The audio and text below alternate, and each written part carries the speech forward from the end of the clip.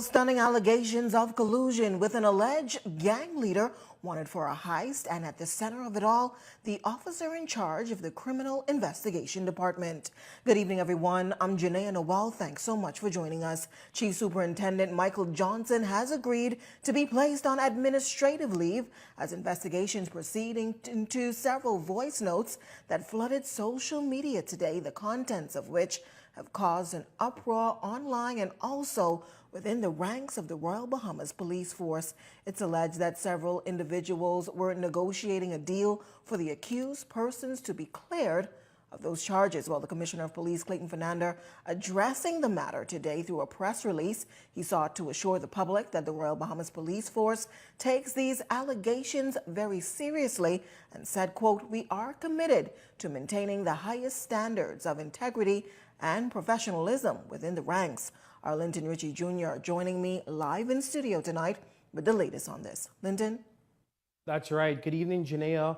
5 voice notes circulated media last night has put the integrity of the Royal Bahamas Police Force under a microscope, as it is alleged that Chief Superintendent Michael Johnson was reportedly discussing a deal with a man known to police and a lawyer to have the accused cleared of the charges that police would have put him before the courts for.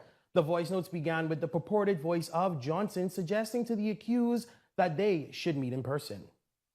And listen to what I saying. Why don't let's talk, man. Let's talk. Real talk. That's what they doing now. That's what I saying. What you saying? Boy, I talk to him and talk. Just talking, but just saying talk. You gotta say something. Yeah, but listen. I can't say what I want to say on the board, but I can't say what I want to say. Alleged corruption within the Royal Bahamas Police Force following the leak of a series of voice notes allegedly involving a high-ranking police officer, purported gang leader now deceased, Michael Fox Jr., and a lawyer. It is purported that all parties involved wanted to meet in person to discuss a payout to have those wanted for an alleged heist that took place in November 2023 cleared. The alleged lawyer explaining the price that will have to be paid. You can sit down for 5 days, just straight. They wouldn't even take you to court. What they saying? They bill less. I being real with you now. He tell me he want what? Yeah. He want what? The accused ensuring with the alleged lawyer that the $100,000 that the high-ranking officer is charging him will grant him full immunity. So what's just but them why would they get posts up? They need to start taking that down. At least I can talk to them anyhow. With them wanted posts in there. With the wanted post stuff. Yeah, but they ain't gonna officially do it till you step in. That's the real. That's what I'm saying. So what I'm saying is you want everything covered, you and him. That's what you're talking about. Man, that's supposed to cover me and him. The alleged lawyer confirms. So when he's saying that, He said that'll be straight everything. You know what I mean? That'll be over. Everything will be mash. However, those involved expressed the urgency of having the deal sealed. So this is a good time to deal now, because your boy off the island, the commissioner.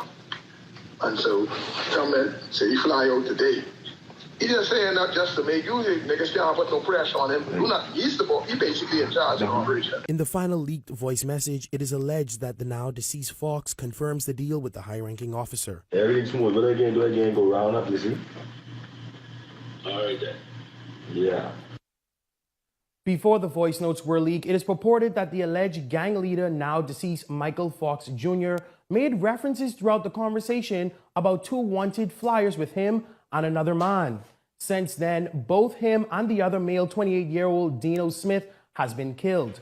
Dino Smith met his demise on Prince Charles Drive at a stoplight where him and another female were ambushed by gunmen when they were killed in their vehicle.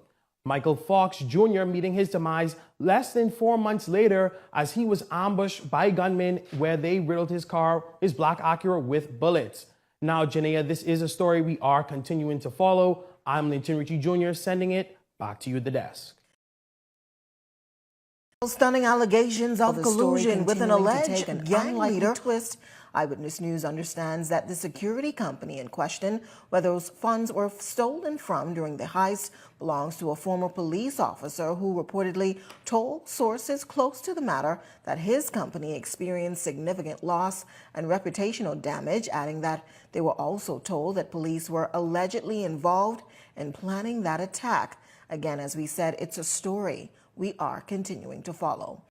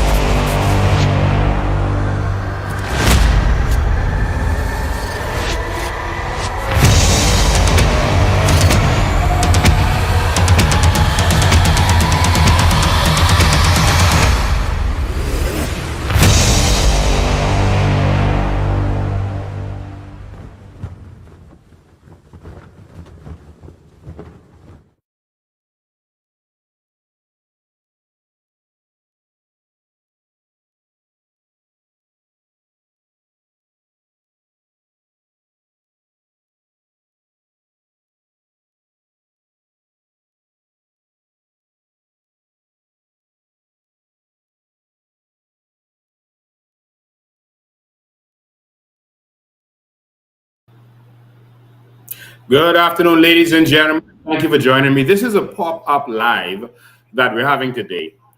And the reason we're having this is because we have to have this discussion. A lot of people are talking about what has been going on after the last several days. And we all know what happened last night. I think every Bahamian knows what happened last night. A lot of Americans are now talking about it. I'm receiving calls from Americans about what is going on in the little Bahamas. Well, the Bahamas is now in the dark ages.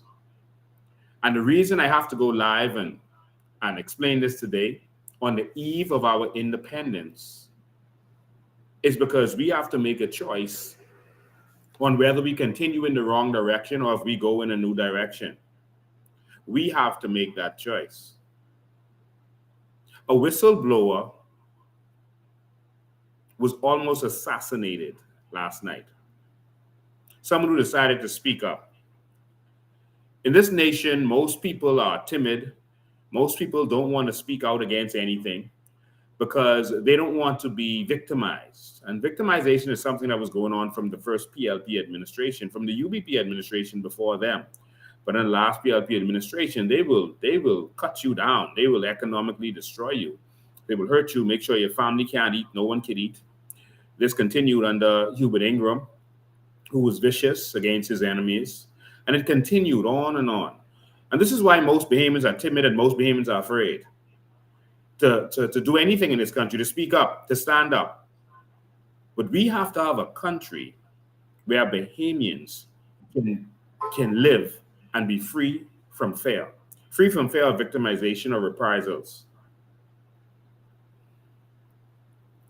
Every Bahamian should stand with Sylvins Mateo.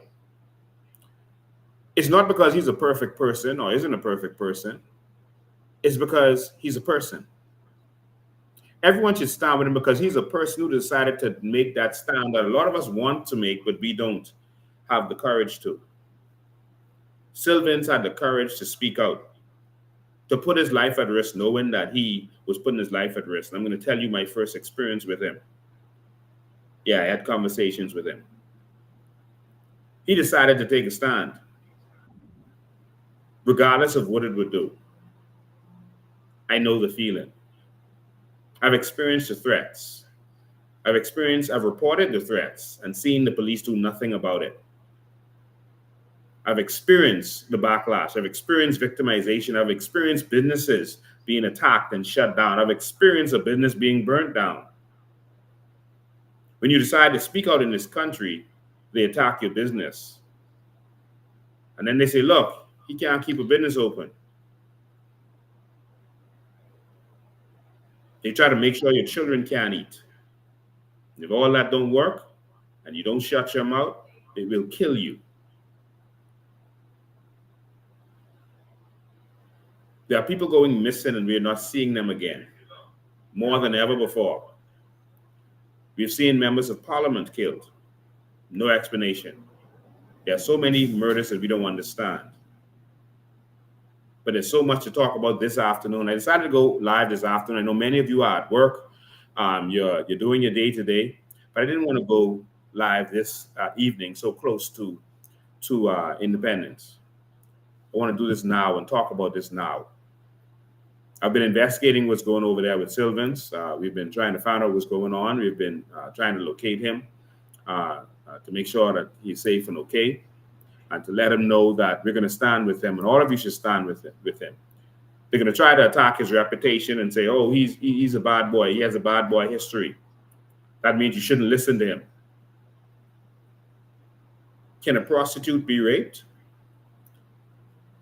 If someone is a prostitute, that means that no matter what you do to them, it isn't rape. It doesn't matter who a person is, what their reputation is. We should listen to them. We have had the man who wrote most of the Bible be a killer, killing Christians. God chose him. We had a man who was a killer and a fugitive. God chose him to lead the children of Israel. And some cussing fishermen. So if God chose to use that man at this time because he is the man that have the courage to put the message out there to expose what's going on, then we should listen.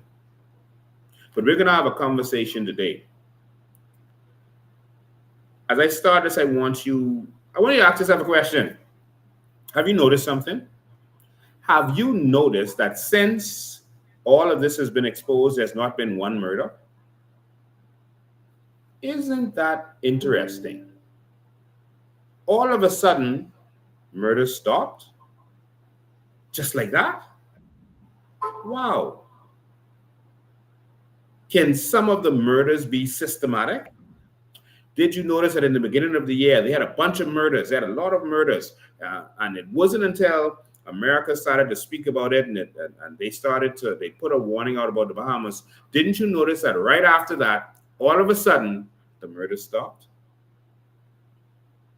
Could it be that some persons in power might be pulling the strings of who gets killed and who don't get killed? Don't you think it's curious that the murder stopped when they wanted it to stop? Do you think that's curious? Don't you think that all of a sudden, since this thing came out, exposing what's going on with in the police force, isn't it curious that murders stopped? I want you all to wake up, and I'm saying this to put your mind in the right perspective. Well, pay attention. In New York, you can't rob a bank without permission from the mafia. You can't do any crime without permission. Chicago, where the mafia is, same thing. You can't rob a Grammy without permission to rob a Grammy in that neighborhood. I put it to you that crime in the Bahamas is the same way. It is systematic for the most part. And the higher ups know exactly what's going on, but we're going to get into all that in a minute. But I just I just thought that I was curious, and I hope that you noticed that too.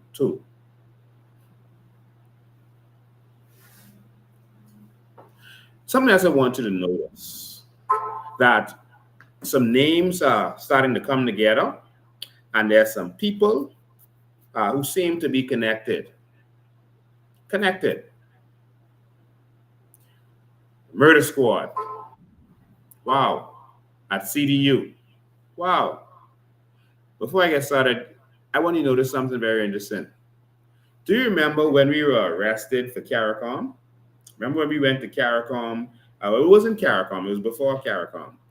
Remember that? Remember how we went there and I was having a press conference outside of Bahama, and they came and they kidnapped me and abducted me and drove me around, etc., and then kept us for days. And remember how they went on the beach and started attacking people and etc., etc.? Do you know who they put in charge of investigating that? The Murder Squad. Do you remember me telling you that? They sent the The murder squad, not the police station where we were, not even CDU, not anything, not any investigators. They sent the murder squad to investigate a political matter where no crime was being committed. Why is it that they use the murder squad? Is that because that's the people who are under their control? That's the people who are going to obey their orders and do their darkness? The murder squad was used to investigate us. Remember? I'm just putting some things there for you to understand before we get started. The reason I said that the police force is corrupt is not because police officers are corrupt. I do not believe that every police officer is corrupt. I do not even believe that the majority of police officers are corrupt. I don't believe that. I believe that most police officers want to do what's right. I've experienced that. Most police officers want to do what's right. There are some bad apples who don't do what's right, but most police officers want to do what's right. But the problem why I'm calling the police force corrupt is because the fish rots from the head. The police force is not necessarily corrupt, but the leadership of the police force is corrupt. The leadership is corrupt to the bone. Where do we start? And then I'll tell you my experience with Sylvans. You see, we have a problem.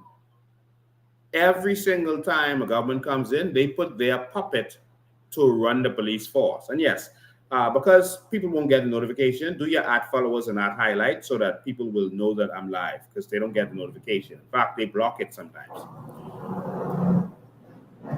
The last commissioner of police, who was also accused of corruption, remember McAfee, the person who invented the antivirus? He had made some allegations against the last commissioner of police. I'm not saying whether those allegations are true or not, but I'm saying that there were allegations. And he then became commissioner. All right? He became commissioner of police. This commissioner of police is now facing allegations. I'm not saying if those allegations are true or not. I don't know. I'm just saying that there are allegations where his name was called. And then a man was shot up. The commissioner of police, and so now we have two commissioners of police who are being accused of corruption, and they could be lying on them. But this is what is happening in our country. We must not just avoid corruption, but the appearance of corruption. All right? And so now we have a commissioner of police who is the friend, the close friend of the prime minister. And so the prime minister put him in that position, brought him back and put him in that position as commissioner so he could have someone that he could control there. Not only did he put him there, but where the appearance of corruption comes in is that he then took a bunch of money and gave it to this man. There was a lawsuit, and they had the right to settle that lawsuit if they wanted to. But in settling that lawsuit, they said they're going to keep the amount a secret. So they could have given, they could have given him $20 million and then say, listen, you keep 5 of that, and then you give us 15. They ain't gonna tell, they'll never find out how much. Because when the F&M come in, they ain't gonna do nothing. Just like how we don't do any commission of inquiry or anything to them, they won't do it to us. So just hold on this $20 million, you keep 5, and just do what I say. All right? We don't know. And the reason we don't know is because, one, they won't give us a Freedom of Information Act because they're corrupt. There's no other reason, because they're doing skullduggery. And two, we don't know because it's the appearance of corruption. How about that? The appearance of corruption. All right? And so if you had given him a settlement and then say, listen, we gave this man $2 million because what Minister did was wrong, you say, okay, you gave him $2 million. But for you to say, we are not telling you, the commissioner's salary is not a secret.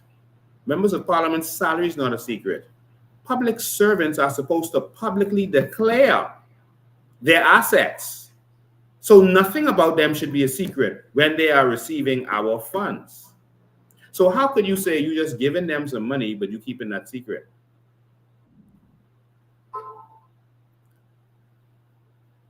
Before elections, I warned everybody about this administration. I told you that I was concerned about the deals that were being made with criminals, and people didn't listen to me. They said, oh, why is he saying this? Why is he saying this stuff? You know, just stay on point. Talk about the natural resources. But I was talking about what I knew and information that I was getting. Deals that were made with criminals.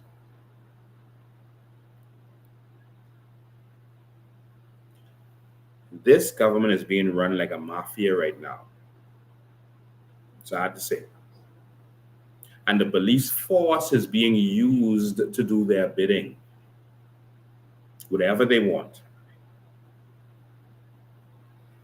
We've experienced this.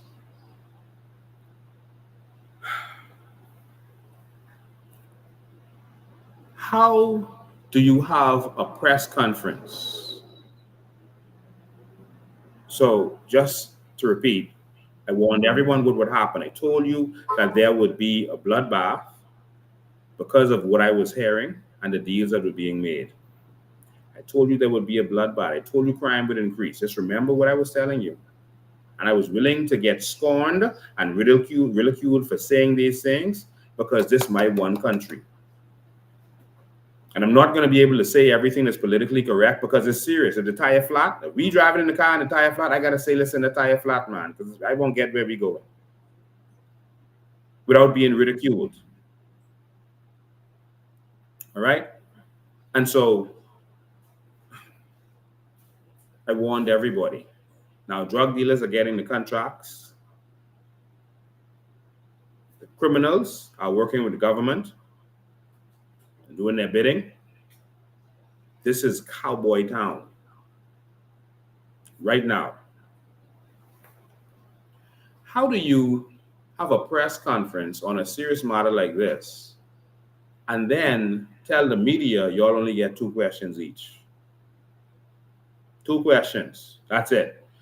You're talking about 3 topics or 2 topics, and you only get 2 questions. So on the matter of the gentleman who went missing at the yoga retreat, on that matter, you discussed that. But we could only ask 1 question for that and 1 question for the matter with Michael Johnson, the head of CDU. How does that make sense to anybody? How does that add up? But that's what they did. They silenced the media. Now, of course, during the media, PLP troll Rodney Munker, who's being paid our money for no reason as a payback to the Minister of National Security, that troll was allowed to ask some more questions. Okay? But how do you tell the media only 2 questions? That's it. I could understand if we have a big media core of like 30 people or 40 people like they have in the US, etc. But maybe you'll have 5 stations there, if that much, 5 media houses, if that much. So why are you restricting these people from asking pertinent questions to the Bahamian people? That's one thing. The more important thing is, one of the persons whose name was called in all of this that's going on right now, whether it's true or false, I'm not saying whether anyone is guilty or not guilty, but one of the persons whose name was brought up was Christlyn Skippings. Her name was called by this man who is now shot, all right, and fighting for his life or injured. So Christlyn Skippings' name was called, but she is there controlling the press conference and telling the media, listen, 2 questions, eh? And then enforcing that and cutting persons off. No. Even though we let Ronnie Munka ask extra questions, no. Y'all only got 2. You already had your question. We're not hearing anything else from you. Eyewitness News, we let you do another one because of your connections, I guess. So how could Christlyn Skippings, whose name was called, be conducting this thing that is critical when you want the Bahamian people to trust you? Think about that. That was a grave error, Mr. Commissioner, because her name is called. I'm not saying what is called for, that she's guilty of anything, but we need the Bahamian people to get back to trusting the police force. I doubt they will do that while persons appointed by Brave Davis are there, but at least we can start moving in that correct direction. The next problem is, with that press conference that happened, the next problem is that they said that they're going to have international partners are going to assist with this. And that clearly was a flam. That clearly was fake as can be. Why am I saying that? Because one of the reporters asked them to specify which international partners are going to be assisting with this. Remember that? And of course, they brushed that question aside. And the commissioner of police literally said, because the person asked him, is it going to be the FBI or Scotland Yard? FBI or Scotland Yard? And you know what the commissioner said? The US and the UK, or the UK. One, why weren't they at this press conference? So we could believe you. 2, the US and the UK. Who in the US and the UK? Are you going to let Walmart do this or Amazon? Who in the US or the UK? Is going to be the Army or the Navy? Who in the US or the UK? You see, we're not our grandmother's generation. And the fact that you are running around from answering these questions means that maybe you're lying. Because we had Wayne Monroe make certain statements about the FBI assisting with an investigation, then we come to hear by U.S. authorities that that's not true. That's not true at all. And so when they say international partners, that could mean anything. That doesn't mean that the FBI is going to be investigating. Remember this, Bahamas. The FBI has no jurisdiction to investigate in the Bahamas. So that doesn't mean them saying that they're going to be there, participate in an investigation to make sure it's independent or whatever. That does not mean anything. And it should not mean anything to any sensible Bahamians. 1, they don't have jurisdiction. All right? And 2, they have not been named as the investigators, nor that the international partners are investigating. It just said they're partners. So, for example, they found the phone of the gentleman that went missing. All right, Mr. Taylor. All right, they found Mr. Taylor's phone, and I say Mr. Taylor because the person is missing, and they told me that the person dresses as a woman, and the problem is if that person went missing while they look like a man, and if you find the person, you still won't know. If you see the person, you still won't know. So I have to be real about who the person is. The person is a man that dresses as a woman. All right, that's what I'm told. And so correct me if I'm wrong. If I'm wrong, I apologize. But I am disturbed that the commissioner of police did not go into those details. It's very concerning. All right. But for example, they found the phone of Mr. Taylor, who went missing at the yoga retreat, and they couldn't get in the phone. All right. So first of all, the police force could not get in that phone. And so they got an international partner to assist them with getting in the phone. All right. So that's just an international partner. That don't mean that they're investigating. That means, listen, we need to get in this phone. Can you help us? So seeking the assistance of international partners could be anything. That could be anything. So we need specifics of exactly what is going to be done. And what do you need to investigate? This is a simple matter. They're trying to make it seem like we need this big international contingent to come in here. Listen, These are voice recordings. This is a man's voice. If that's his voice, and if he was bribing, lock him up. Arrest him, put him before the court. We're not interested in this nonsense about garden leave. Garden leave? That's absolute nonsense. Garden leave means when you're still working. So you're sorry. Garden leave came from the British term, which means that you're home working on your garden, doing your own thing, while you're still getting paid. All right, that's all that means. And normally they have garden leave when the person is going to retire or leave or be fired, possibly, and they don't want them there in the area to be able to change stuff around, change locks or make files go missing, et cetera, et cetera. That's where the concept of garden leave came from. All right.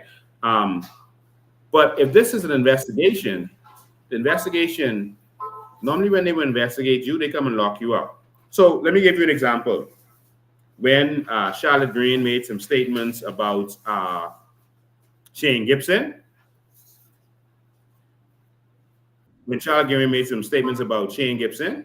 what did they do? They didn't call the FBI. They didn't say that they were opening this huge investigation. You know what they did? They came and locked her up. They locked her up, took her to CDU, questioned her, and when they realized that the things that she was saying was legitimate, they let her go. But they locked her up. That's how I was taught investigations are done on the police force. All right? You question the person so you know what's going on. And in order to question them, you have to arrest them. Now, sometimes police use their discretion and they don't make an arrest. They just ask you questions. But if they want to go any deeper, they have to arrest you. All right. So when Maria made some statements and they wanted to find out, et cetera, what was happening, they came and locked her up. So how is it that you haven't locked up and questioned this man? This always happens when it's certain people. Remember Bradley Roberts? He was accused of rape back in the day. Remember that? And months passed and they would not even question him.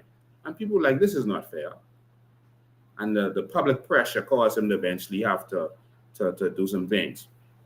Remember the latest MP, Kirk Cornish, who was accused of rape.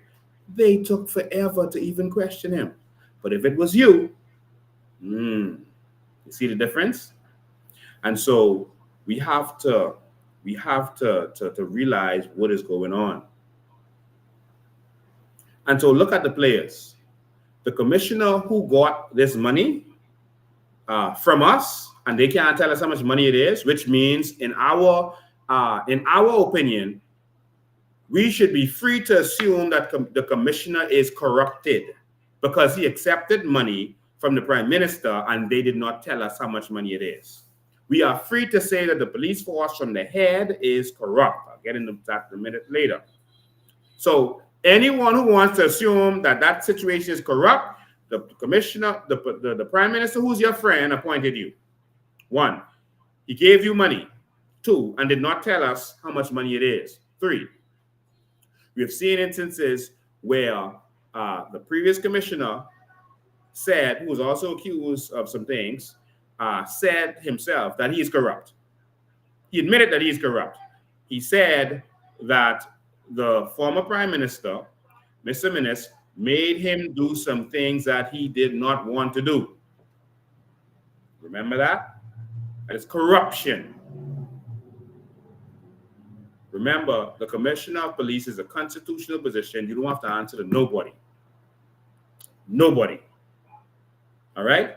No one. The Minister of National Security is not the boss of the Commissioner of Police. He's the boss of the Commodore of the Defense Force, the prisons, etc., immigration, etc. He's not the boss of the Commissioner of Police. The Commissioner of Police has no boss. And in fact, when the House is dissolved, the Commissioner of Police is the boss. He acts as Prime Minister at the time. He controls the country as the Provost Marshal. All right.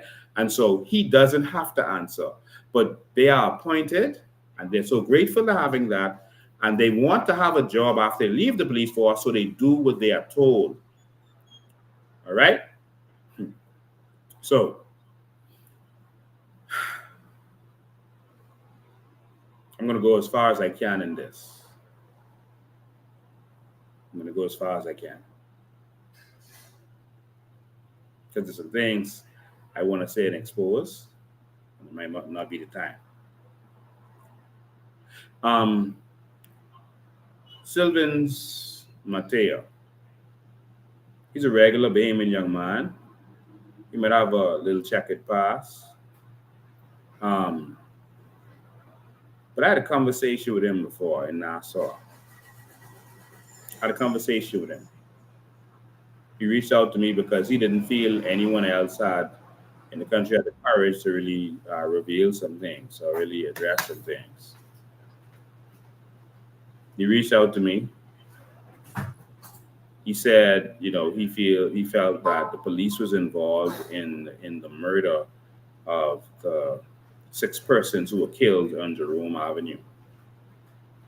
And so people call me every day with information, but I don't repeat information because someone gives me information. Not because you tell me something, I'm going to repeat it. And I made that clear to him. And he said, he gave me information as to who is who and what is what. I said, okay, good. But Lincoln Bean doesn't talk without evidence. If you see me talk, I can prove it. And so, he sent me some screenshots of some conversations, and he deleted it. He wanted to meet with Clint Watson. He also met with Clint Watson, who again wanted evidence. And I made it clear to him, if I don't get evidence, I don't touch a matter. And everyone knows that about me now. All right? And so I don't touch it. But what I discovered in the conversations I had with him was that he seemed to have a genuine heart about this. He felt like there was corruption on the police force, and he felt that that was wrong. And I saw a genuineness in him. And he may be rough around the edges. Some people feel that about me. I don't know why, but some people feel I'm rough around the edges. But he may be rough around the edges. But I saw a genuine concern for Bahamian young men who were being cut down by persons in authority with the ability to use the law to cut them down, or who would aid criminals. And so I saw that genuineness in him. And he was so passionate about this that some people, dismissed him because of the way he expressed himself, but he was genuine about this. He didn't feel that another Bahamian young man should die because of corruption on the police force. And I saw that, and he still has that to this day. And he felt like no one had the courage to touch some of the things that he was talking about. And I can assure you that they're not going to scare him. When he comes back out, he's going to come out with more. And this is why I'm asking all Bahamians to stand with him. Not for the sake of standing with him, but for the sake of standing for our country. Someone says the live is being distorted. Let me just put up a device so I could just monitor and see how it's going.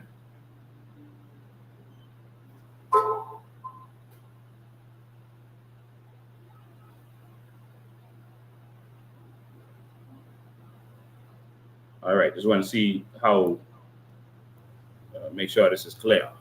All right, live is good. And so we have to stand up because the politicians use these people. Now, look at this. Clayton Fernander and Leamond Deleveaux was appointed commissioner and deputy commissioner so that they could be puppets for Brave Davis. I've experienced the corruption of Leamond Deleveaux myself. And I say that because, I was abducted by him. Um, and I'm going to read a report that he read. I'm going to read this report, not to say that to affect the court case or to sway you one way or another. Don't take my word for anything. If we are guilty for what we did during the period of CARICOM, then lock us up, man. Throw us in jail. It's worth it to stand up for your country. All right. So my conversation on that will not be to convince you one way or another whether we should be guilty or not guilty or to sway that case. Is really literally because it's public information. I'm just going to read to you what Leamond Deleveaux said. This is the commissioner of police responsible for discipline. Y'all want to see the report he wrote? And he wrote this to the Supreme Court because we sued the government for what they did to us during CARICOM. And in fact, we had a case on that today. We had to appear in court today. And we have probably about, I don't know the exact number, probably at least 6 lawsuits against the government right now for things that they did to us, breaking the law. This Gestapo-style government. Let me pull up his report for you all. And again, this report is in the public domain. And I'm not saying this to say that we are innocent or guilty or to sway the case one way or another. You come to your own conclusion. If we are guilty, we must pay. But I'm willing to pay for freedom because freedom ain't free. I'm willing to pay for the New Bahamas. I'm willing to be locked up 10,000 more times if we could just have a country that is owned by us, that we could secure for our children and our future. I'm willing. And so don't think I'm doing this to sway this case in any way. But this has been filed in the Supreme Court, so all of you can go there and see this. And so here you see Clayton Fernander. Yes, we're suing him. Chief Superintendent Barrett, Chief Superintendent Darren Nixon, Assistant Commissioner of Police Zhivago Dames, Assistant COP BK Barnaby, Assistant Commissioner of Police Craig Stubbs, Assistant Commissioner of Police Leamond Deleveaux, the Attorney General, and so we're suing all of these persons in a constitutional motion right now. All right. You'll remember that the police came and did certain things to people on that day who were exercising their constitutional rights. All right. And so here you see the actual documentation, but here is the affidavit of Leamond Deleveaux. And this shows you the police force. I want you to remember what you experienced, what you saw that day live in front of the whole Bahamas, and then I want you to watch what it was written in writing. It says Leamond Deleveaux of the city of Nassau of the island of province, I'll skip over that, make oath. So he swear, affidavit, this to the Supreme Court. All right, that I'm deputy commissioner. My responsibility as deputy commissioner is he's in charge of disciplinary matters in the police force, in charge of the police tribunal, in charge of complaints and corruption unit, in charge of prosecutions in the court, in charge of court liaison section, in charge of matters pertaining to remand cell. So he's in charge of the complaints and corruption unit. Wow. All right. And so it says, I am duly authorized to make this affidavit on behalf of the defendants herein, and I do so from information within my personal knowledge as deputy commissioner, et cetera, et cetera. All right. Number 4, any matters disposed of. In other words, he's saying that this stuff that he know and believe to be true. All right. I'll skip over. Let me see, number 5. This affidavit is made in response to the claimant's originating notice of motion filed on the 16th of February, 2023. Herein, they seek determination of Supreme Court on the following reliefs, namely, A, an order that the said arrest and detentions of Mr. Lincoln Bain, Charlotte Green, and others, the arrest and detention, were illegal and thereby void and of no effect, in that the police officers of the Royal Bahamas Police Force are in breach of the plaintiff's constitutional rights, etc. All right, so I won't read all of these here. I'll just skip to his testimony because he's just saying why he's doing this. He said the Commissioner of Police paid Mr. Lincoln Bain and Charlotte Green and others Oh, that's just still more of the they're being asked to pay damages, to pay us costs of arrest and damages, et cetera, because we suing them. All right. Let me see. This affidavit is made in response to an affidavit of Marie Doxson. By letter dated the 6th of February, Ms. Charlotte Green, National Chairman, Coalition of Independents, wrote to the Commissioner of Police requesting permission to have a peaceful assembly. All right. And so it ain't really requesting permission because you don't need permission to have a peaceful assembly, nor to have a protest. But it's really to inform the Commissioner of Police. But let me just read this raw. To have a peaceful assembly in the vicinity of Caragum is being held on the 15th through the 17th. A copy of the letter dated is here, all right? On the 7th of February 2023, Commissioner of Police wrote Mrs. Green informing her that the request to hold a peaceful protest within the vicinity of Caragum was denied.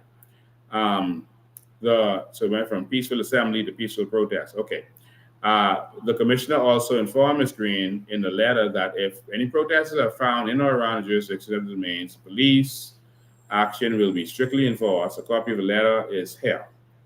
Further, Assistant Commissioner of Police Craig Stubbs, on the 10th day, in other words, he delivered the letter to her, all right, and in the presence of Mr. Bain at police headquarters. And another. On the 15th day of February, the claimants, together with a crowd of protesters, unlawfully assembled at Bahama in the vicinity of Caracom, heads of government meeting. Having been previously forewarned by the commissioner against protesting, they did. There's no permission that you need to have a protest. We had a meeting with the Commissioner of Police before this or during this, and he agreed that according to international law, you don't need permission to have a protest, and according to local law, all right? But anyway, I'll continue reading this. Mr. Bain informed the police officers that he was a registered guest at Bahama. Once this information was discovered by Mr. Robert Sands, Senior Vice President of Bahama, Mr. Bain's reservations were canceled. This is all right. He said, further, having been informed of the cancellation, Mr. Bain and others present with him were asked to disperse. Do you all remember that man coming there, pulling up in the car, walking towards me and say, hey, you gotta go from here, and grabbing me and taking me away? Do you see that this is saying something different that would actually happen? Well, anyway, I'm just showing you what he is saying, and I'm not saying, discussing this for better or worse, or to sway you one way with this case. You make your own decision. This is a public document. You can go there and get it yourself and read it. And I'm not going to discuss the merits of it. But I just want you to see this and then remember what actually happened. The crowd of protesters, including Mr. Bain and Michelle Green, became disorderly and was subsequently arrested by officers of the Royal Bahamas Police Force in the execution of their duties. Wow. So, do you remember this? Is this what y'all remember? Because I can't discuss it. Is this what y'all remember? Mr. Bain was arrested, officially interviewed by the police, charged and arraigned before the court docket, whatever, for unlawful assembly, contrary to Section 11. Y'all see? See, when you have the police, and so many of our young men and women are going through this on a daily basis, despite reality, and I'm not saying that in reference to this case, despite the reality, there are corrupt persons who would write a different report. Again, not saying that in reference to this. All right?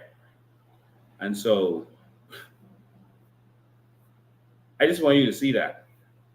Because that person right there, now all of you remembered what happened on that day.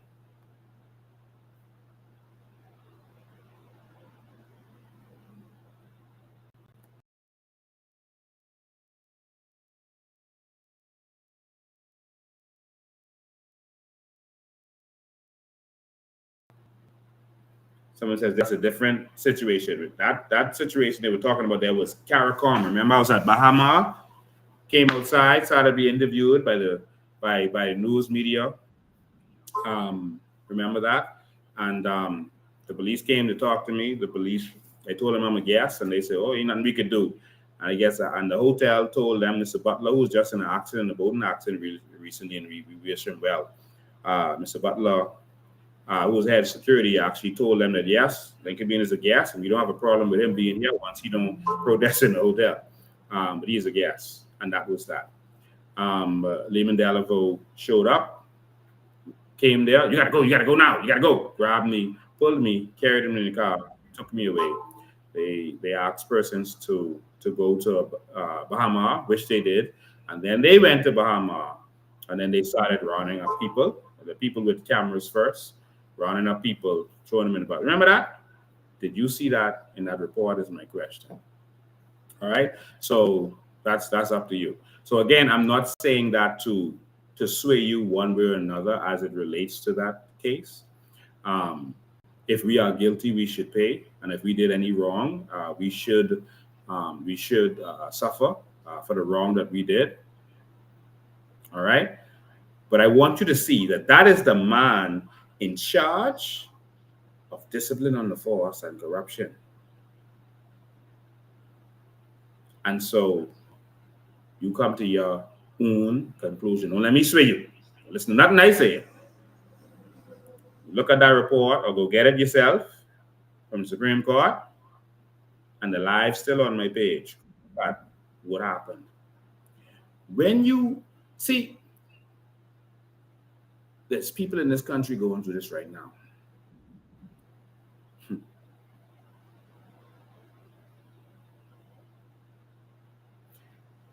If the commissioner is corrupt, the deputy commissioner got money too, all right, from Bureau of Davis. If the deputy commissioner is corrupt, what you could do? What you could do? Let me open these lines. You have to call on WhatsApp. WhatsApp call only today. Let me open up the lines for a second so we can hear from you, and then I can talk with a couple more things. We're only doing a short live today, all right?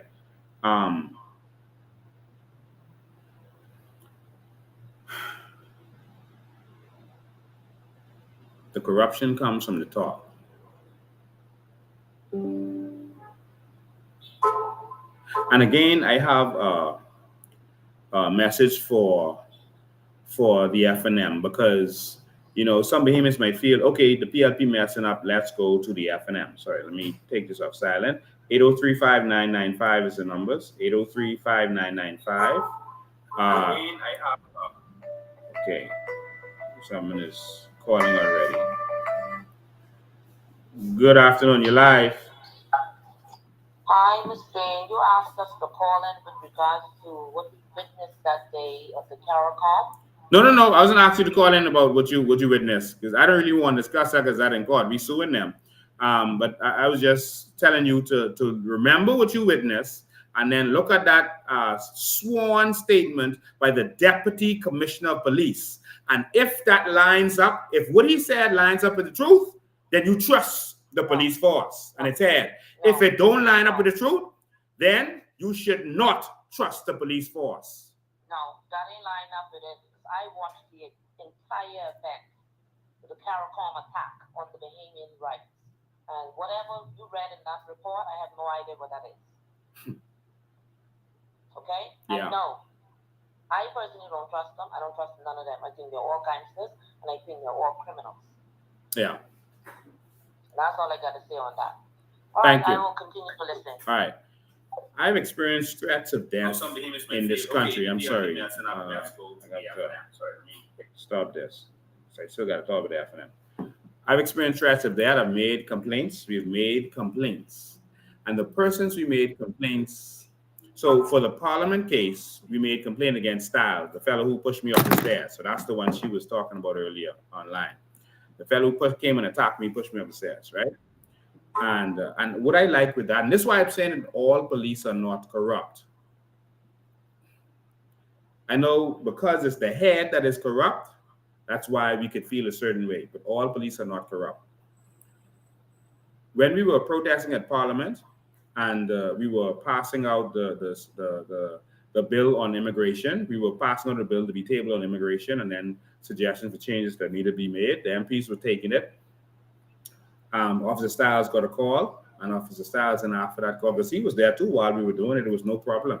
And we got permission to be there from the person in charge of Parliament, all right, the sergeant, all right.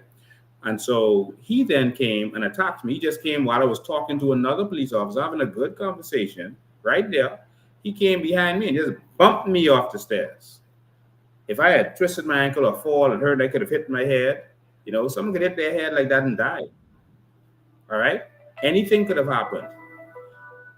Call, hold the line 1 second. I'll get with you in a second. And so he went and did that. Next thing you know, we were being arrested. And the media was showing us, because the media is a part of all of this, like Sylvan has been saying. The media they didn't show the peaceful side of what was going on.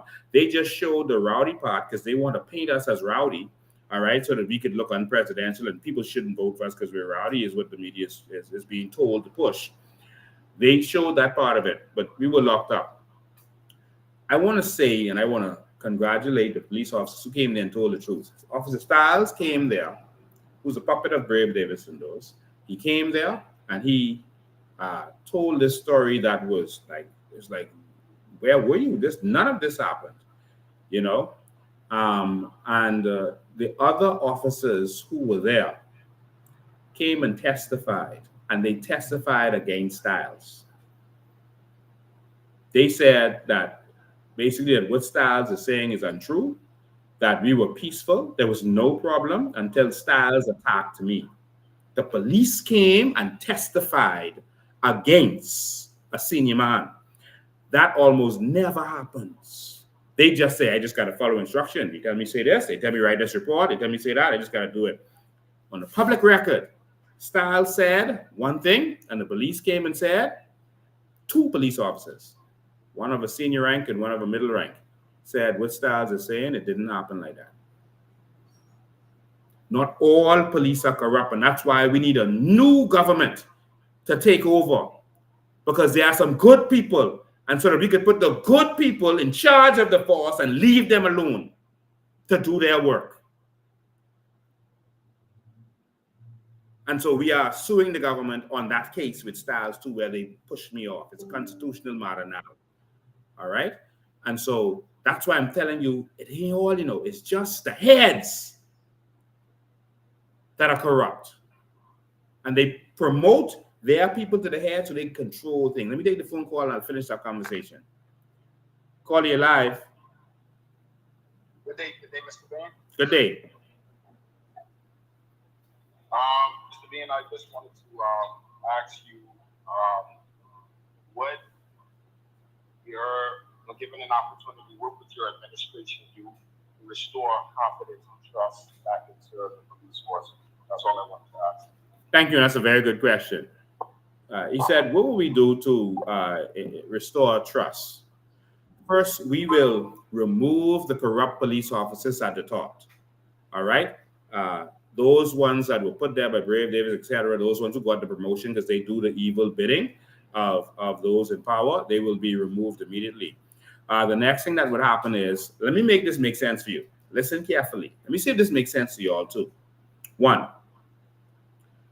if you make a complaint against a lawyer, that goes before the Bar Association. The Bar Association is an independent body. Think about that. I don't go before the government.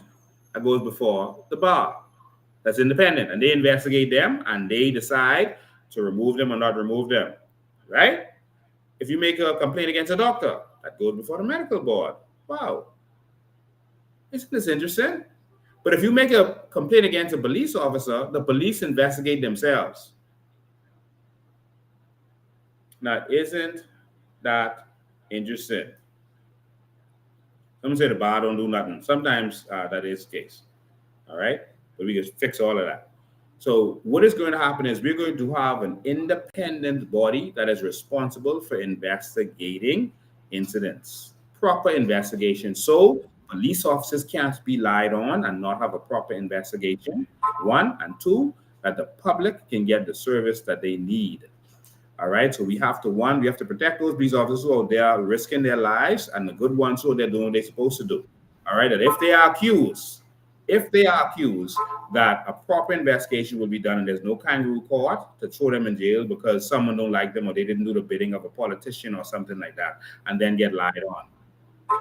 There was a police officer who was in charge of the Police Staff Association. I won't call his name, but he was fighting them, boy. And he was fighting for police officers to get overtime and all this stuff. And he was fighting the government at the time, boy. And all of a sudden, an accusation came out against him, because that's how they fight you. They make these false accusations. They always use the court to their benefit. And eventually the person who was the witness came out and said that they were coaxed by someone who is now a cabinet minister to make up that story against that police officer, and the charges were dropped. And the person still is a senior police officer today. But that's how they operate. You understand? They use the courts. Good afternoon, you live. Pleasant good afternoon, Mr. Green. I have so much things on my mind today, Oh, but Lord. I just want to say that I do not trust the police. That's number one. My family do not trust the police. Wow. And we do not trust the MPs either. I notice in this country, they are promoting bad, evil people in positions in these government offices. They don't want the good people who come into work and have a good report. What you call it, A1C, or what you call it, A's. Every quarterly or every 6 months they do a assessment. Mm-hmm. They don't want type of people who get these good assessment. They want to corrupt people and they get a higher position in government. Mm-hmm. And that is bad. People work and go on to school and do their best to get these government jobs, and they put them to the bottom of the crop, get degrees, get certificates, because I am the prime minister friend, Mm-hmm. or the cousin, uncle, or my sweetheart. Too much corruption is in this country. And let me say another thing. It's also in the courts. Do you see how they're privatizing the courts? They're kicking out all the good people and putting these corrupt lesbian demons in place. Mm. And guess what? They want you to pay for everything. They don't want you. They're not helping nobody. In this country, the people need to wake up. Mm-hmm. They're making it hard for Bahamians. They are making it hard for Bahamians. Look how much you have to pay for business license. It's a lot of things, BPL, all kind of things. Mm-hmm. I do not trust the government. I do not trust the opposition, because I've seen so much of them being corrupt personally and in the government officially, doing things that they're wrong. Yeah. They're wrong on many fronts, and they are not stepping down. And guess what? They don't want to step down. They're gonna fight to stay in power. Mm-hmm. So y'all people better wake up to fight to keep your country. Yeah. Thank you for your call. This place is corrupt. It is. Thank you. I appreciate your call, man. 803-5995 is the number. Sorry, I should have put that up on the screen so you can remember it. 803-5995 is the number. I will make this announcement based on my experience with the police force at this time. I do not trust the police force. That's not because of the hard-working officers that are on the force every day trying to do what is right. It's because of the head. All right? And the connections that you now start to see. I haven't even touched the connections yet. But the connections. Bajon Ferguson needs to be interviewed and questioned. That's the lawyer, BJ, who was allegedly a part of all of this. They need to question Bajon Ferguson, who was also the lawyer for the Commissioner of Police when he got all that money. Bajon Ferguson is a PLP lawyer who apparently seems to be doing the dirty work for the PLP, the rough work, the blue-collar work. I remember when me and Maria were fighting for Bella. Remember when we was fighting for baby Bella? So that the father could bury the child properly? people were saying, "Oh, Maria, them selling dreams, and the father don't have rights because they wasn't married. It's the mother rights." And we were trying to explain to people that that's not how the law works. All right, the mother has rights while the child is alive. While when the child dies, there's something different. Um, but the Wayne Monroe apparently sent Bajon Ferguson to get to creep in there to represent the mother and the criminal, of course. He sent Bajon to represent the criminals to get the mother after this child was abused to be in the custody of the mother, and Bajon was doing their dirty work. Um, Once you see there's something where there's a political connotation or anything, you're going to see Bajon show up to do their work. There was a situation where a young man, they say, threatened Brave Davis when I was under arrest in the station, and they said he made some statements. Bajon sneaked in and started representing the young man. And because I couldn't get in it, it was difficult for me to tell them, listen, if Bajon is representing the young man, you can lose that case. The young man lost the case, even though Brave Davis never made a complaint and never testified in the case. The virtual complainant. That's like someone walk up to me and slap me. I said, you know what? Forget that. I forgive you. God bless you. And the police lock him up, came to court, and charge him with assaulting me. I never made a complaint, and I never show up to court to testify, and they find him guilty. When I saw Bajon, I said, oh my God. And so he is being used to do a lot of that dirty work too. Again, remember, he was the commissioner's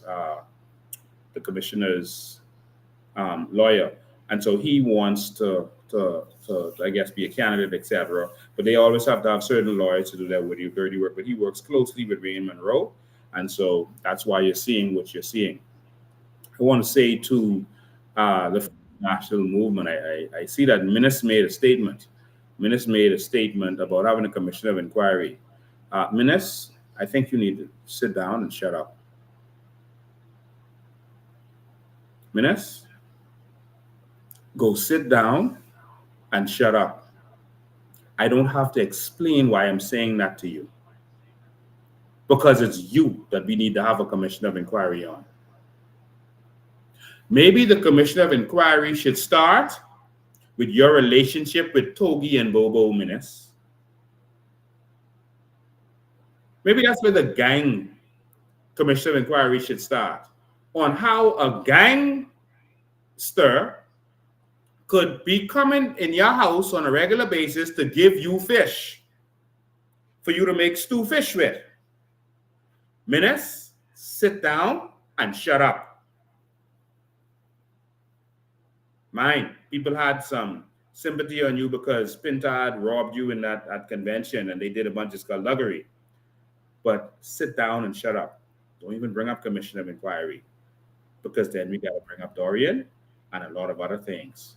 Minnis, go sit down in the corner and let real Bahamians who care about and love this country have this conversation. Go sit down. Because then we could talk about your relationship with another gangster, Peter Nygard, who didn't name you, but you were described. He described the person who gave him the license before you know what happened there, for his stem cell to do. He named you without naming you.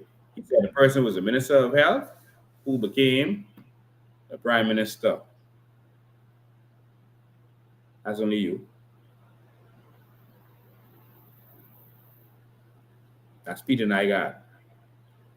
Minnis, go in the corner and don't do that. And to Dwayne Sands, we heard Dwayne Sands have a lot to say about all of this stuff that's going on. And he's going to have something to say because Pintard is going to be afraid to open his mouth. The problem we're having in this country is that we keep having to choose between bad and evil.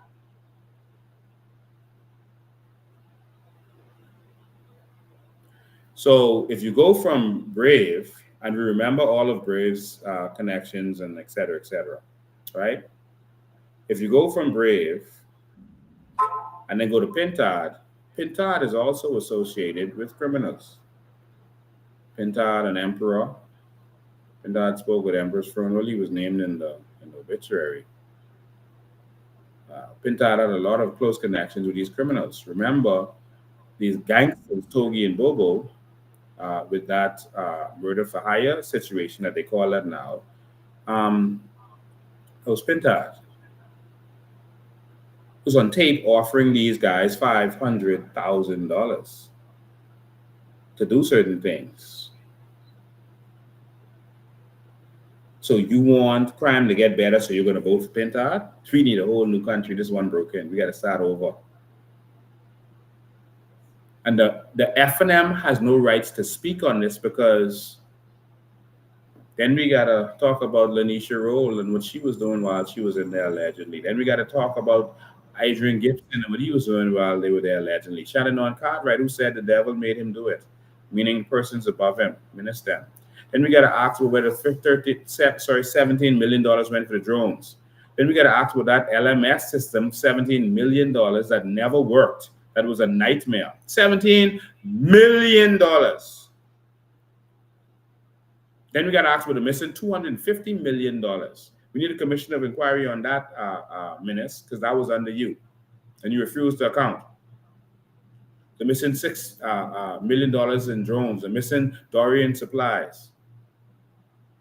One thing the PLP and F&M keep doing is telling you that they are corrupt, they are no good, and they are not good for this country. The PLP and F&M have been telling you that for years now. For decades, the F&M tells you how bad and corrupt the PLP is. The PLP tells you how bad and corrupt the F&M is. And instead of you believing them, you keep voting for them. Believe them when they tell you that they are not good for this nation. Don't believe nothing else, but believe that they are not good for this nation. All right? And so, trying to see your comments. And so again, Sylvans is there, and we're going to throw our full support behind that young man who took a stand and got shot. I don't want them to think that they could intimidate any Bahamian who's going to decide to open his mouth. All right? Don't let them intimidate you. We're looking forward to more people coming forward.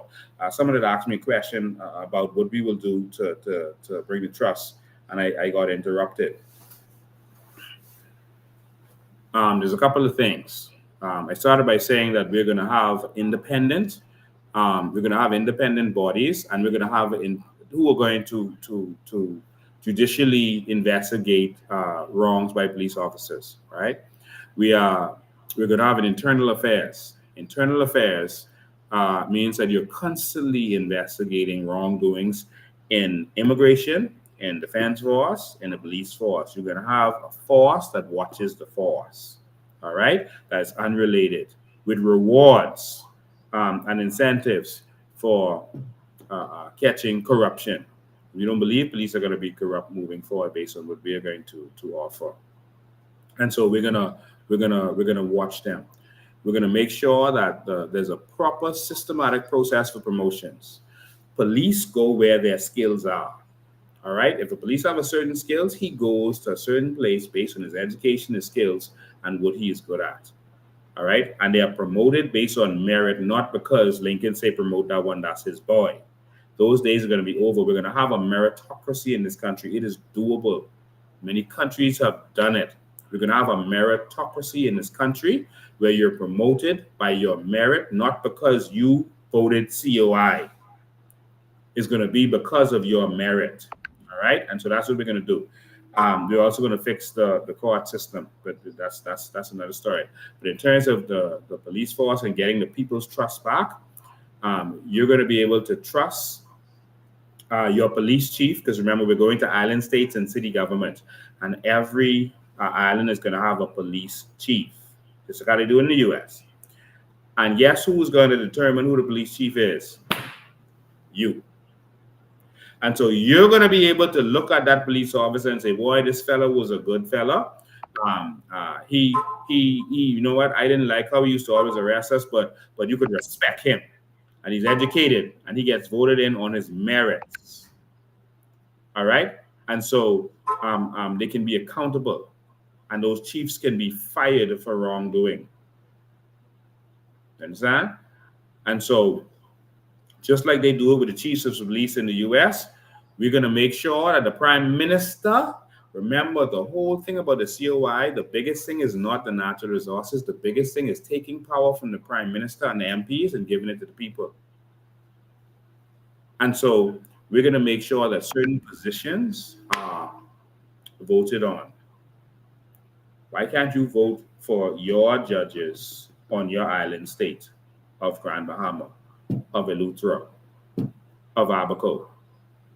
We have to give the power to the people, and then the corruption will end. All right? There are good police officers. We just have to put them in charge of the force and move the corrupt ones. I was a police officer on, listen to this carefully. I was a police officer on Bay Street. My first joined the job. The Treasury was robbed. We were there on Bay Street. Great course running to the Treasury. We had over the radio set. We ran to the Treasury. Oh, we're going to defend the people's money. When we got there, a senior police officer was standing there by the Treasury. He was watching God. He said, no, you're not happening here. Y'all go that way. But boss, we had over the radio set. Don't worry about the foolishness they talking on the radio set. Y'all go that way. Go that way. I can put you in charge. I experienced this.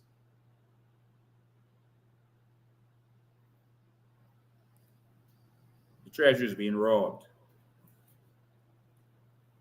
And so the person's got away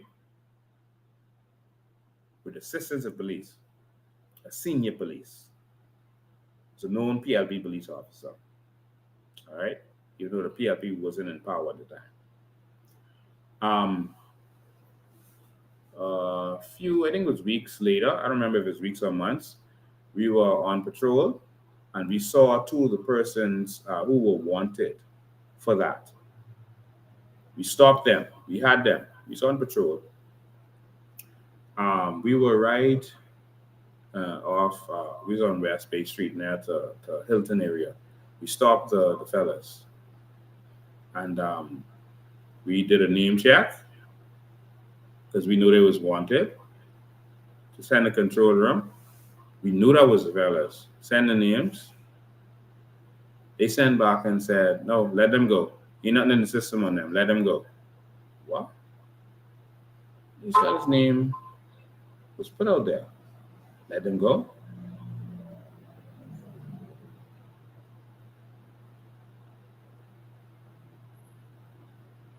Me and my partner was working in Bay and Town. We wouldn't take bribes. And there were some people at the station who would take bribes from the drug dealers, Shanghai, et cetera, et cetera. That was a drug dealer at the time. And if we lock up someone, I don't care if that's Shanghai boy, if he's selling to Shanghai, you lock up and you can't give me and my partner no bribes. And some of the corrupt persons at the station, the corrupt ones, they had a problem with that. And they used to call me and him FBI because we wouldn't go along with what was happening. One day, because we always went for lunch together, one day he went for lunch with his wife, and a fella from CID came in the station and said, there's a fellow over there wanted. His name is Nugget. He's wanted. I need someone to go with me to arrest him. He said, Lincoln, you go. I was on break, but okay, I'll go. They gave me a radio set. It wasn't really working properly, apparently. Went over there with this fella. It turned out to be a setup. I went through McQuay Street, that's opposite Nassau Street. I went through McQuay Street with a gentleman, and we saw Nugget. He pointed Nugget out to me from afar. When we got close, I went to Nugget because I was always the brave, bold one. I wasn't afraid of anything. I went, I grabbed him by his belt in the front, and I said, you lock up. And he looked at me and laughed as if I must be crazy. And I was surrounded by people. Fellas was jumping off the porch, and they had, weapons. And rock and bottle and whatever else they had. And they had me surrounded. And when I looked, the CID officer I came with was on the other side of the crowd as if he came with them, like as if he was with them. So I realized what was going on. So um, they said, I'm not coming to there with their boss. No, that's their God or whatever. I said, okay, well, if that's your God, then I can see y'all in hell. And I started shooting and I started fighting. Nugget got away in the struggle, chased him, he got away. The fellas was fighting. And I locked up at least four of the fellas. It was more than 20 fellas that was there. I locked up four of them. Some of them was on the ground, hurt bad. Um, One skill I have is fighting. I always had that skill. Martial arts is my thing. Um, and as I was calling for help, no one would come. No one would come. The station right there, no one. I screaming out for help. No one would come. No one. And Ellison Greenslade, from wherever he was in charge of Central at the time. He got there before the people at the station right there. He got there. Ellison Greenslade. He was in charge of Central at the time. He was a commissioner. So some people ask why I don't, attack Ellison Greenslade or why I didn't. I had experience with him. He came there, and when he came to the corner, I had two fellas in this hand and two fellas in this hand by their belt. And when he reached, the people started coming, the officers started coming out of the station. And they were shocked that I was alive. But God was preserving me for something else. So none of them couldn't kill me that day. Just like Sylvan's Mayator couldn't be killed last night because God was preserving him to expose them some more.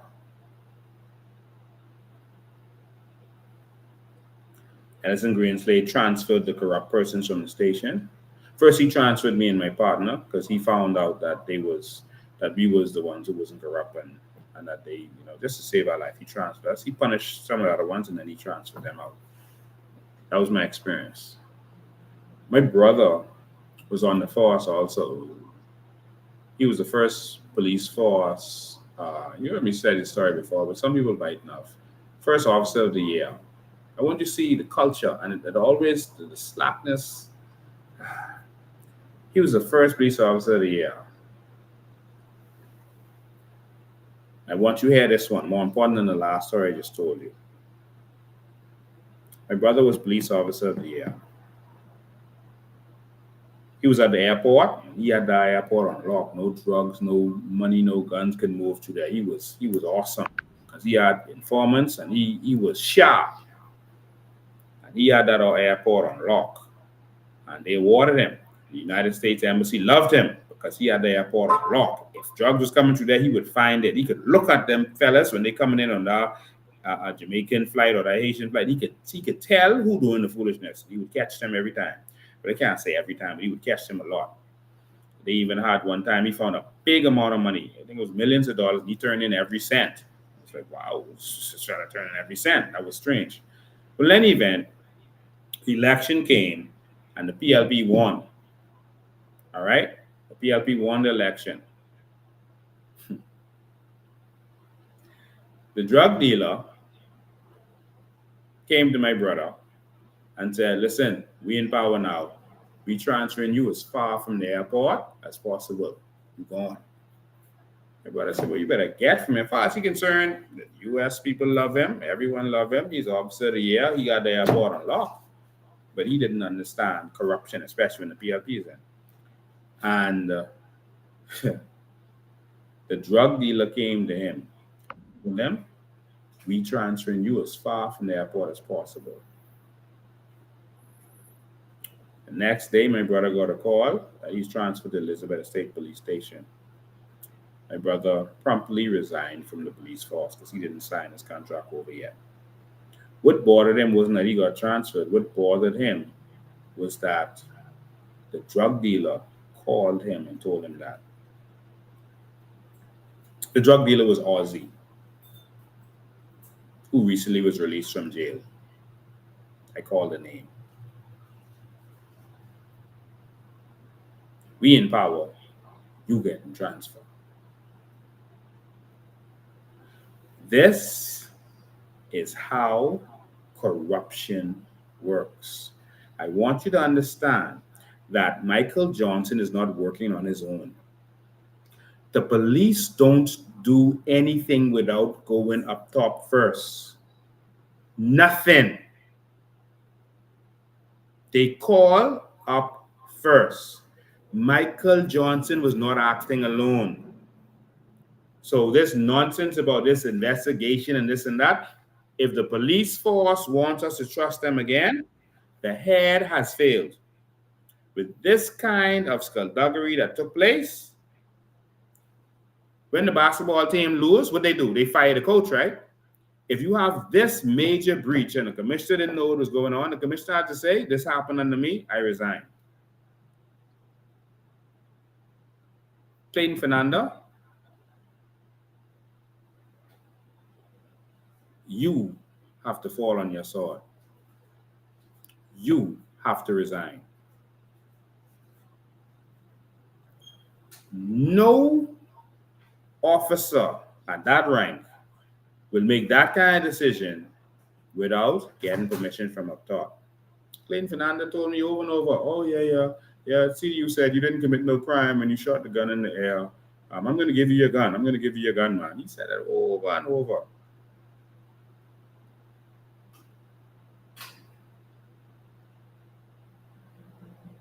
But when they check with the politician and the politician give them other instructions, then whatever happens, happens.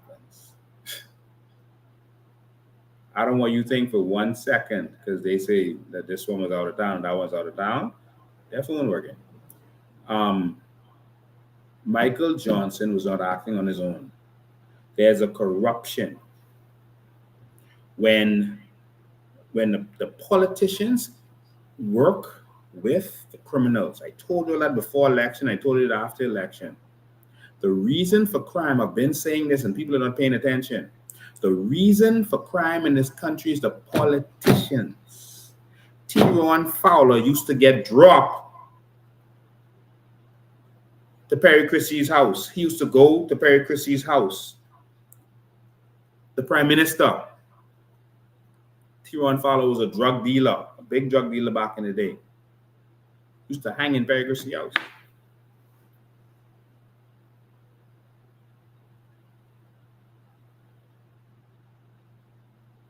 They keep working with them as a part of what they do.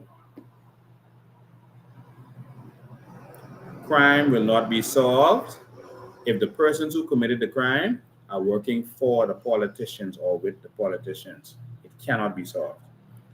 And because some of you just tuning in, I can say this again. Have you noticed that since this whole thing come up, there hasn't been one murder?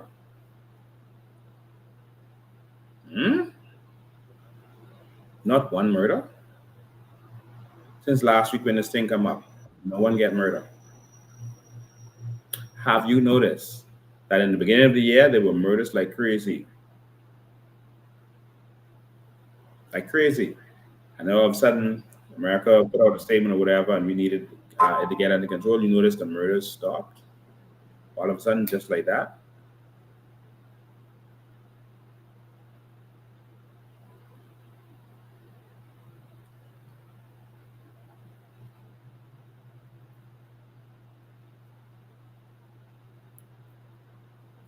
Wayne Monroe's job is to protect criminals. The new gang legislation, I showed you it in writing. It makes it so that if you murder someone, now people saying these killers working for the politician. So they made a law that if you murder someone, as long as it's gang related, you cannot get the death penalty. They put that in writing in the new gang legislation. I read it on another live. They also put that if it's retaliatory, if the killing is retaliatory, which most of our killings are, you cannot get more than 20 years. Jesus. This whole thing is happening right before your eyes. They changed the law so that if you killed someone and it was a retaliatory killing, you can't get more than 20 years. I showed you that on the live already. They're making it so that the fellas who working for them, and even if you're, don't worry about that. And did you hear how comfortable that gentleman was talking to the head of CDU? Like, that's just the business of being together. This what we do. Or you got to pay to play. Okay, you all robbed the armor truck. Okay, you got to free up. That's the tip of the iceberg. That's one that Sylvans has exposed. If that happens so easy, how much more is there? Think about that.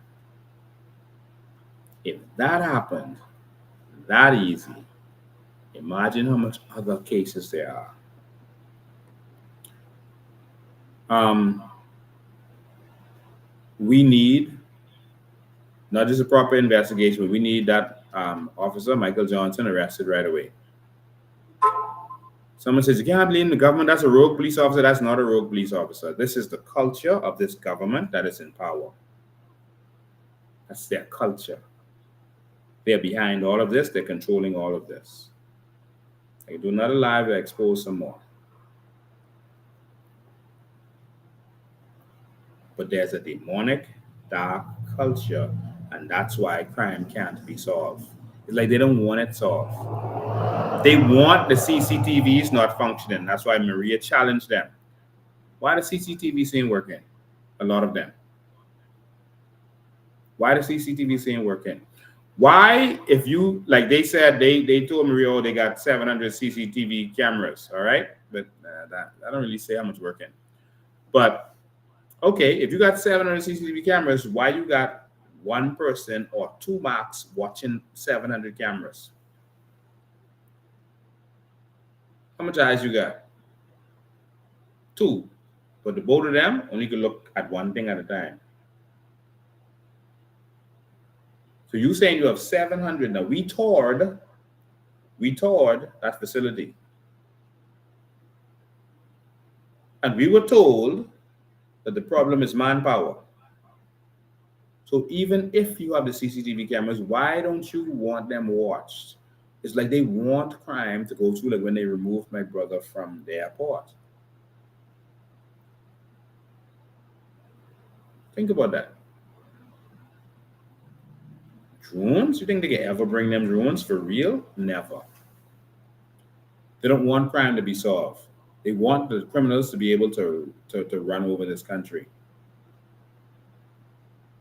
As simple as that. All right, so I think that's all I'm going to do today. We're going to try to get in contact with Sylvans and make sure he's okay. And I'm sure he's watching this, although he can't identify. The officers have his phone right now. We made attempts to call him. The police have his phone, apparently, and he's under protection, right, under pseudonym. Congratulations, Sylvans, a regular Bahamian who decided to stand up. We need more of you to stand up. We need more of you good police officers to stand up and say no. Testify against the corrupt ones, even if they are if you got to get transferred to make going on. Stand up and do what's right.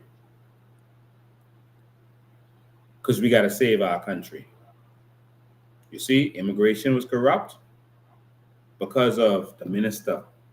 Those in charge, the director and the deputy director and the other officers, they didn't like the corruption that was going on.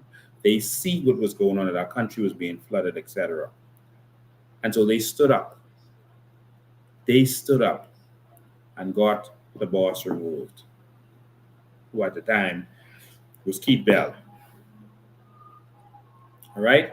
Stand up for what's right. And I gave you that example to show you that when a good government gets in power and you move the bad persons, every single ministry will flow properly, because there are persons there who don't want the bad things happening because they got to live in this country. Let me tell you something. You might be PLP or FNM, and I see PLPs already defending, saying, we don't know if someone else wanted to hurt him. We don't know what the situation was. You have to avoid corruption and the appearance of corruption. All right? And that's too big of a coincidence. Too big. You got to take the responsibility. All right? So someone said, Keith's still here for now. When we vote for the Coalition of Independence and the New Bahamas, Keith will not be here. All right? Keith will pay for his crimes. As simple as that. All right? So, listen, thank all of you all for watching. There's always a lot for us to talk about. I wanted to get this out of the way and not touch this tonight. Independence is coming up. I don't necessarily celebrate independence because I believe that it is a sham. It's not real, but that's for another live. I believe that we'll have true independence when we go to a republic and we are our own nation and not having our constitution that the Queen is the sovereign head of state, even though it's just a formality and she's just a titular head. Now her son is that head. But I am a true Bahamian who loves the Bahamas, who loves everything about this Bahamas, and I am a patriot who believes in this nation. All right? And so I believe in the Bahamas. I can celebrate that every single day. All right? Every day I celebrate my love for this Bahamas, and every day I fight for this Bahamas. All right? The flag that represents the Bahamas was designed by a man who they refused to pay for his design. We start off wrong. And only because he's a Bahamian. We live in a country where everything is going wrong, but there is hope. A new Bahamas is on the horizon. Someone says that God puts people in place. The Bible was talking about Israel when it says God appoints kings, etc. It was talking about Israel when they were talking about that. That's not that God can't put anyone anywhere. That's his right. But God gives you a choice. And every time the people had a choice, and he tells you, this is your choice. If you choose this, this will happen. If you choose that, that will happen from the Garden of Eden. He said, if you eat this fruit, this will happen. And the fruit was there. He didn't just take it away from you. He said, if you eat this fruit, they said, we want a king. And he said, well, that ain't what I want for y'all, because I want all of you to be empowered. First, they wanted a high priest. And he said, I don't want that for you. Tell the people come up in the mountain and come be with me, one-on-one. All of you all have the power. Individual, I won't be your father. And when they saw God coming down with all the rumblings and thunder and lightning, they got scared. They said, Moses, you go talk to him. This looks a little scary. Moses, we'll talk to you and you talk to him. And God was like, that isn't what I want. But if that's what they want, okay. I want a personal with each one of them. And he gave them what they want, and they suffered the consequences. They wanted a king. He said, I don't want to do that. But if that's what you all want, then I give you what you want. And so not because someone was voted in means that God put them there. Not because someone was voted in means God put them there. There's people who has been appointed king that wasn't. When David died, the other older son, inside son, not Solomon, who was with Bathsheba, they started celebrating him as king. Bathsheba had to come to David and say, listen, they done anoint this other brother king. So sometimes the wrong person get anointed. When Saul died, the second king of Israel was not David. The second king was not David. A lot of you think that. All right? The second king was Saul's son, Ishbosheth. Not David. David had to wait 22 years to become king. And in the meantime, they had a wrong king. David eventually was over Judah. But in terms of all of Israel, Ishbosheth after Saul. God didn't anoint Ishbosheth. So in many instances, someone who is not anointed to be there can be there. And I feel that that's the darkness that is happening in the country right now, where Dr. Miles said, if you choose wrong, you go 50 years forward or 50 years backwards. Your choice. But I feel that David was anointed from he was 15, and he wasn't the next king. He had to wait 22 years in the desert, in the wilderness. So don't think just because they have to say in the voice of the people is the voice of God. That's Pinlin saying that in the Bible. The people vote wrong many times. The crowd could be wrong. The majority could be wrong. And this country is in a dark place because the Bible says when the wicked rule, the people mourn. That means that person there, that ain't who God want there. When the wicked rule, the people mourn. So don't think because they win the election that God wanted them to win the election. I said it to say you're going to have a choice. Some people say, oh, this is going to happen. And some people try to predict, oh, the election, this can happen. This one going to be leader. This one going to be leader. No, God will give us a choice. And you make your choice. And then you live with it. We made our choice to go backwards so that Long Island ain't got no water, no electricity working properly.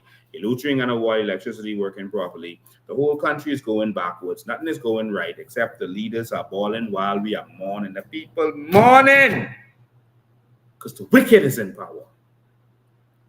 Gotta change this country. Gotta change this country. You have a choice to make.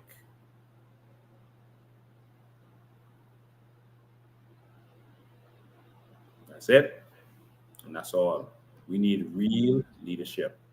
You don't need educated people, you know. You don't need the most educated people. You don't need the smartest people. These people come with their code suit and stuff and then disappointing you. We don't need none of that. Just be smart. There's some more I wanted to talk about, but I decided to save some things for later. Let's see what the government response could be. But listen. So of course, after this live, you might see some attacks or something like that. I see my phone ringing, but I'm about to come off the live. Let me see if they're trying to reach me on the live. I'll take this last one. Caller, you're live. You're live, caller. Oh, I guess they didn't want to talk on the live. But ladies and gentlemen, all we need is good leadership, and the country could move forward. Now, if you all will continue with leadership, if you want to put, okay, caller, you're live. Caller, go ahead. Can you hear me? Hold on. Something I was supposed to. Go ahead, caller, you're live. Go ahead, caller. I said the guy is my cousin claiming he didn't fly. This is Franklin Ferguson. Yes. And that is what happened. Okay. Finland couldn't give any decision because Finland didn't come into did not get ready in war until July of 1971 when he changed the cabinet. All those decisions were already made. Which decisions of the design of the flag? With regard to the flag, the coat of arms, the all of those, everything, all the symbols. Let me just introduce you to the public because the public don't know you. Franklin Ferguson is a historian, a well-known Bahamian. He's a photographer, and he has a book that's out, a phenomenal book that shows the history because most Bahamians don't know their history. So Franklin is coming here to enlighten Bahamians on the flag. He said it didn't go really like that. Don't blame Finland. Go ahead. No, I'm saying to you, I promise you I covered it, but I bet you know what really happened. I have my second book, all the details of it. Go ahead. All the players. But it's not true. People can have same colors, but A.D. Hanna defined every color on that before Finland made his move. So when he went to Finland, it was not so. The guy who did the design is very much now is a doctor. Purpose then only did the composite of the flag. He did not do the flag, nor the coat of arms. It's not his idea. There were students in the competition who did that. And I know all the students' name. I go one government high school in New Providence. I have those names. I kept the record. I was Okay. in Parliament. Yeah, I understand what you're saying. But here's where the problem comes in. Let's say Nike has a. Hold on. Let's say someone designs okay. Let me use an example. Yeah, Nike. Someone designs a swoosh, right? And they're using that swoosh to do. Could you please listen? Go ahead. All anybody wants to do is go in Parliament. The records are in Parliament when everything was done. Yes, I know when everything was done, but the gentleman is proven that he designed that flag before all of that. No, not just the color and the form, the shape, everything. The triangle in the middle. No, sir. No, sir. Yeah, I've seen it with my own eyes. I've seen the documentation. I'm telling you what I saw in Parliament. No, you're talking about what they did with the flag in Parliament. But this gentleman made that design before Parliament did what they did. So let me give you an example, and everyone who is listening, just give me 1 sec. Let me just say this.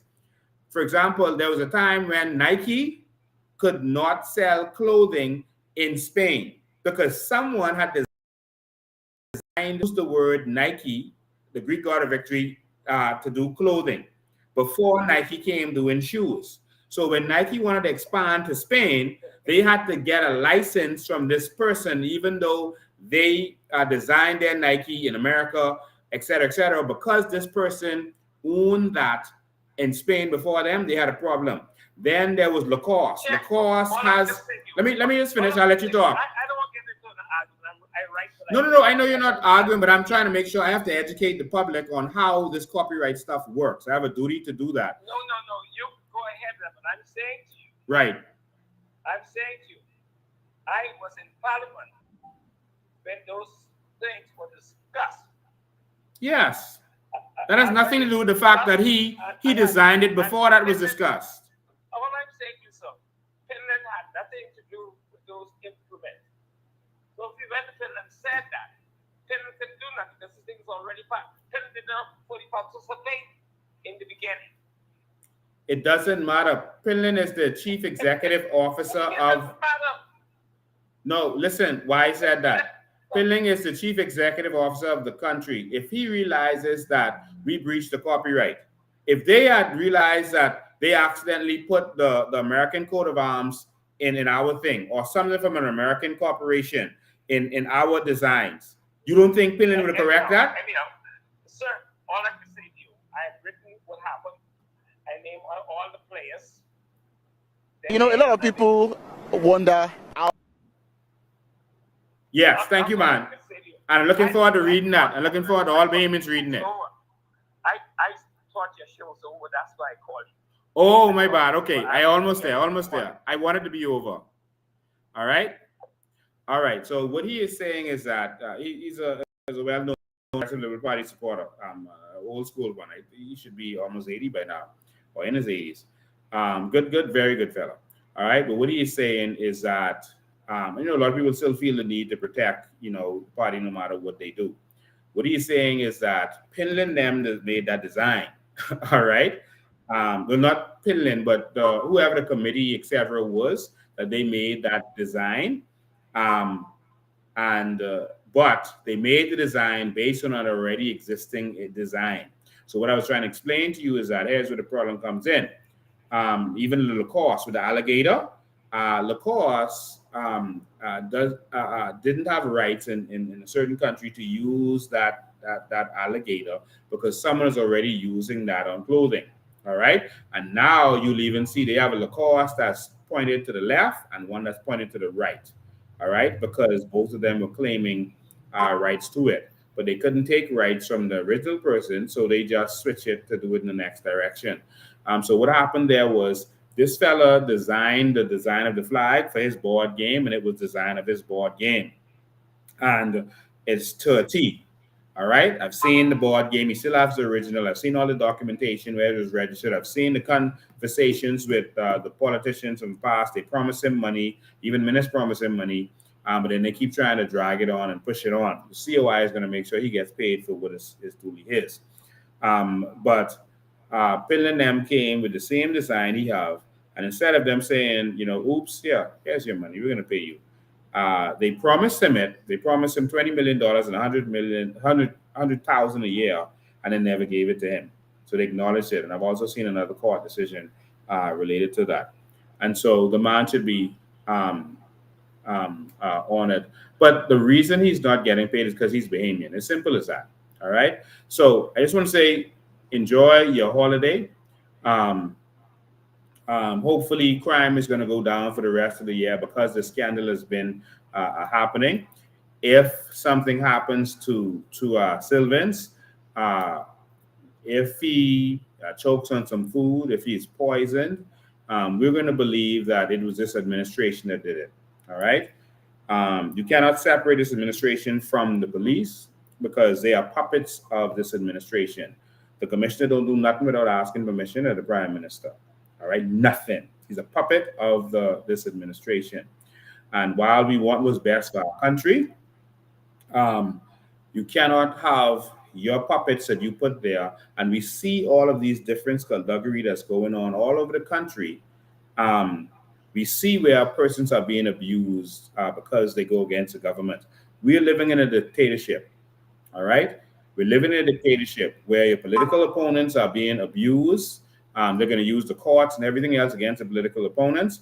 They're going to pay out the media, buy out the media with bribes, etc. And that's what's happening. They're going to silence persons. Now they've gone to the point of violence, apparently, as it relates to a whistleblower. And so we hope that the FBI gets involved. The only thing we're concerned about is that when countries, big major countries, find skullduggery on politicians, they don't charge them, they don't punish them, they use it against them to control them. So that's my biggest concern. That instead of really punishing them, they're going to just use it to say, "Brave, we got this on you. Do what we say." And so that's where a lot of the problem comes in. But thank you all for tuning in. Like I said, I have a lot more to talk about. We'll see how I reveal that. But I want to leave that there for now. All right. But God bless you. We love you. And I want you to remember uh, uh, all we need. Some people say, y'all need good candidates. You need good candidates. All right. Well, get one from here, one from there. We don't need people who are going to sell out. No, we need a new breed of people who are going to transform this country. So take these videos with you as you go. And remember, all you need is good leadership that's going to look out for the country and not be corrupt. I wish I could say more today, but I'll leave it there for now. Anything I said today about courts or anything was not to sway you one way or another as it relates to the termination of the court case. It's just public information. And I'm not saying we're innocent or guilty. I'm not saying that the police were right or wrong. I'm telling you, go read and you come to your own conclusion. And if you see that what Leamond Deleveaux put in that affidavit that's now public, if that is what happened, then you could trust the police force. If it is not what happened, you cannot trust the police force to investigate anything in this country as long as he is in charge of that. And so with SIB being the persons assigned to do that, SIB is still a tool of the Commissioner of Police, and the Commissioner of Police is a tool of the Prime Minister. Nothing is going to come of this. They're going to let him be a fall guy and promise him something in the future after this dies down. And nothing is going to come out of this. He is not going to be arrested. I challenge you on that. He's not going to be put before the courts. And even if he is, remember the Prime Minister puts the judges in places. Isn't that lovely? Ladies and gentlemen, God bless you. We love you. See you next. Oh, I want you to remember also. A lot of people wonder. I want you to remember to come on Carmichael Road tomorrow. I should have said this from the beginning. Carmichael Road on a Mermaid Park, Mermaid Boulevard Park. We are going to be there. I'm going to be there. I'm going to be there with our whole team, and we're going to have some fun. I don't have the hours. They should have been here to give me the hours. Anyone here who give me the hours when we starting on Carmichael Park? Okay, if someone is there who could put it in the text, please do. because I don't have the hours. But I guess I'll put up the. Let me see if we have the flyer in the system, because everyone busy working to make that happen. I don't know if that's the flyer. Let me see. Yep, that's a flyer. Let's see what the hours are. All right, so we having a family fun day tomorrow on the 10th. Come spend time with me. Come sit down and talk to me. If you wanted to meet me and you couldn't catch up with me because everyone trying to call me, from 12 p.m., just July 10th from 12 p.m., we're going to be on Mermaid Park. Just go on Mermaid Boulevard, that's somewhere around there. We're going to have bouncy castle, water slides, giant floor games. We're going to be out there having some fun prizes, surprises. Bring your kids out. They even have some water slides out there, so bring your kids in short pants, etc., so they can come get wet. We're going to be out there and we're going to be having fun. Come spend the day with us. And that's the Michael constituency of the COI is having that, but this is for the whole COI. So I'm looking forward to seeing you all out there. Come and give us your support. Thank you so much for that. That's where I'm going to be hanging out all day tomorrow. So if you ever wanted to sit down and talk to me, I'm going to be sitting down talking to everyone and eating a lot of hot dog and Coke Zero and whatever else they have out there. Some good food is going to be out there too. Good food. If you don't know where to buy food from tomorrow, if you don't want no Wendy's and all this kind of stuff, come out there and some good food is going to be there under the tents. All right. So come out and support us. God bless you. We love you. See you next time. Wonder how Dubai became a very big, famous, and rich city. You see, if you're comparing with Nigeria, listen to this. Nigeria has oil before than Dubai. It's a history. They are more rich than us. They have agriculture, they have mining, they have everything. You name it, they have it. Am I right or wrong? When you have a true leadership, which we have nothing, but we have everything because we have the right leadership. That's the only thing you need, a right leader for your country, not corruption. That's what brings your country at the top. You don't need anything. We want water, we don't have agriculture, we don't have mining. That's quite interesting. And that's I don't Sheikh know Mohammed. how Number one, he doesn't. you did this in 50 years. You look at history. Who does this? Show me anybody else that has done this in 50 years. I'm waiting. Show them to me. This wasn't done by money. Money doesn't produce visions. Visions produce money. You've had leadership over here that were visionaries, great visionaries, and their vision was more about the people than the money, because you can't accomplish this in 50 years without loving your people first, because the people are the ones that's benefiting from this. Look at your health care. Look at your road system. Look at your highway system. Look at your airports. Who does this in 50 years? But who benefits? You're going to care about those people. It's something to be learned about what's been done over here that could be duplicated in the world, because there's people with this much money. You just don't have people with this much love for their people.